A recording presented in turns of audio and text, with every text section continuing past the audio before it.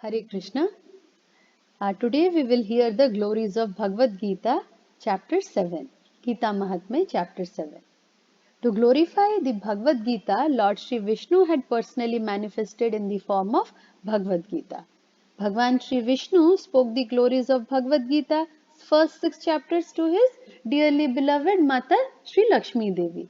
Then Sri Shivji narrated the glories of reading, hearing, and chanting chapters 7 through 18 to his most beautiful Mata Parvati Devi.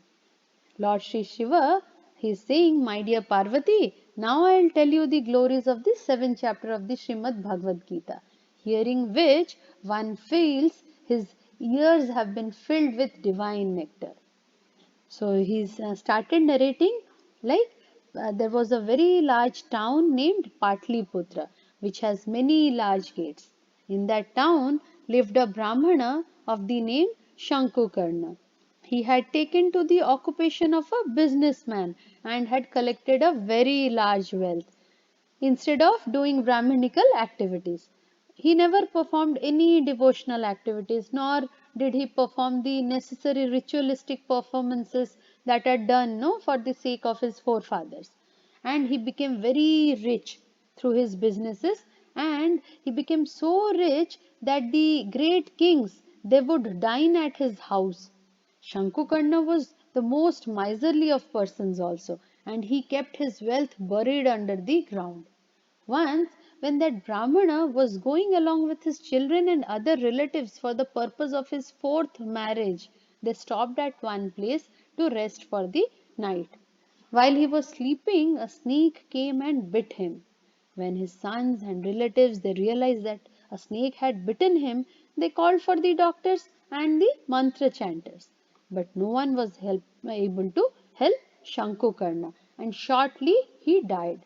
After that, Shankukarna he attained the body of a preta sarp, a snake ghost, and the only thing he was able to think about was his wealth, which was buried close to the house where he had lived.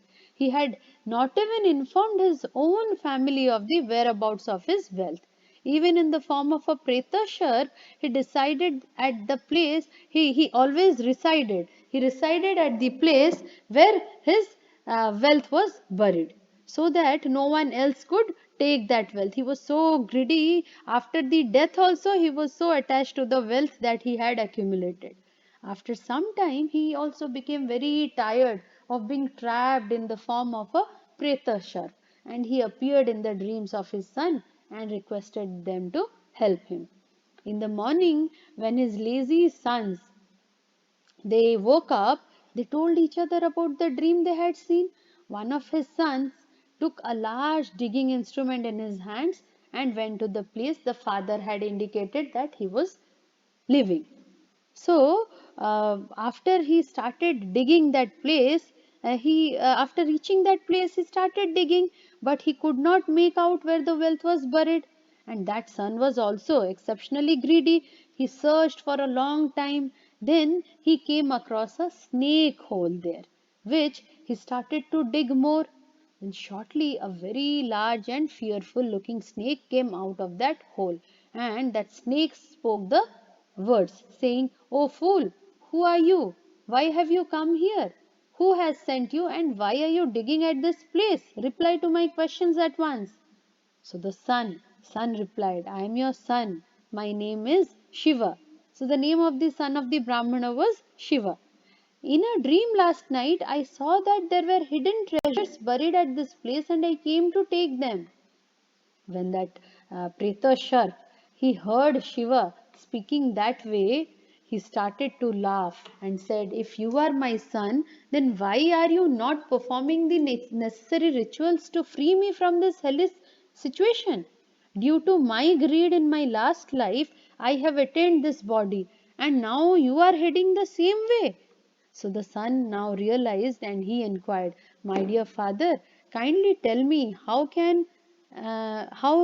you can be freed from this hellish situation." To which the Preta Sharp said, "Not by any kind of charity, nor by tapasya or yagna, only by reciting the seventh chapter of Bhagavad Gita, I'll be able to become free from the wheel of birth and death. My dear son, kindly perform the Shraddha ceremony, and on that day you invite a Brahmana who is in the habit of chanting the 7th chapter of Srimad Bhagavad Gita, and feed him very sumptuously. Thereafter, Shiva, the son, along with his other brothers, fulfilled the instructions of their father, and while the Brahmana was chanting, the Brahmana who had come to do the Shraddha, when he started chanting the 7th chapter of Srimad Bhagavad Gita, Shankukarna, who was in the Pretashar body, he gave up that frightful body of Pretashar and attained a divine four-armed body. At that time, he blessed his sons and informed them where his wealth was, and then he left for Vaikuntha. Those sons whose minds had now become fixed in devotion to Lord Sri Krishna, they used the wealth accumulated by their father for building temples, digging wells, and all kind of good works, distributing foodstuffs. They all engaged daily in the recitation of the 7th chapter of Srimad Bhagavad Gita, and very quickly they attained the lotus feet of Lord Sri Krishna. So, Lord Shiva, he is saying, my dear Parvati, I have told you the wonderful glories of this 7th chapter of Bhagavad Gita. Anyone who hears this description will be freed from all sinful reactions. Hare Krishna.